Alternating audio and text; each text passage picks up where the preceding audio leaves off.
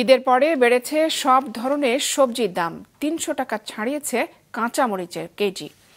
বিক্রেতারা সরবরাহ ঘাটতির কথা বললেও সিন্ডিকেট এবং বাজার তদারকির অভাবকেই দুষছেন ক্রেতারা। দাউদ হাসানের রিপোর্ট।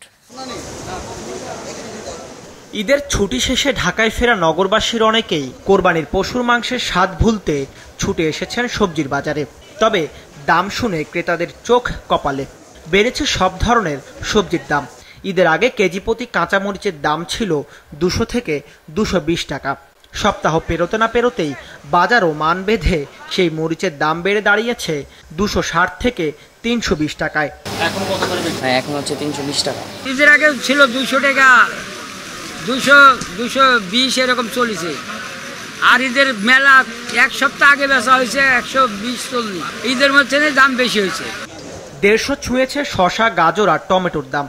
কাঁচা পেঁপে, পটল, ঢেঁড়স বিক্রি হচ্ছে ৬০ টাকায়। করলা, বেগুন, বরবটি কিনতে গুনতে হচ্ছে ৮০ থেকে ১০০ টাকা পর্যন্ত। বেড়েছে আলুর দামও। ৭০ টাকা কেজির পেঁয়াজ এখন ৯০ টাকা।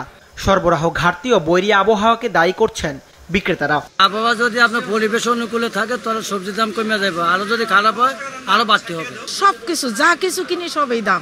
লোকের তামাগো খাইতে হইব, যদি ৫০০ টাকা কেজি কয় তাও খাইতে হইব। ঈদের আগে পেঁয়াজ কিনছি হলে আপনার ৭৫-৭৬ টাকা। ঈদের পরে এসে আজকে পেঁয়াজ কিনছি ৮২ টাকা। তো ৮২ কিনলে ৮৪ টাকা পরে, এই হিসাবে আমাদের ৯০ টাকা বেচতেছি। সবজির বাজার ঘুরে যারা গিয়েছেন ডিম কিনতে তাদেরও মাথায় হাত। বাড়তে বাড়তে ডজনের দাম উঠেছে ১৬৫ টাকা পর্যন্ত। দাম বাড়ার পেছনে সিন্ডিকেটকে দায়ী করছেন ক্রেতারা। ভোক্তারা তো আসলে জিম্মি এদের কাছে, কারণ এরা সিন্ডিকেট করে রাখে। সরকার ইম্পোর্ট করলেও যে এরা বেশি দামে বিক্রি করতেছে। মনিটরিং করার তো দরকার, কিন্তু কেউ তো মনিটরিং করে না। যারা পাইকারি মাল আনে তারা অতিরিক্ত দাম দেওয়ার সময় বেচে। যখন মাল বেশি আসে তখন দাম কমায়, যখন কম আসে তখন তারা দাম বাড়ায় দেয় পাইকার। এটা কাস্টমারের সাথে তো আমাদের বার্গেনিং হয়ে যাচ্ছে। কালকে নিলাম এত টাকা কমে, আজকে আবার কেন এত বাইরে গেল? একদিনের ব্যবধানে এরকম বাড়া উচিত।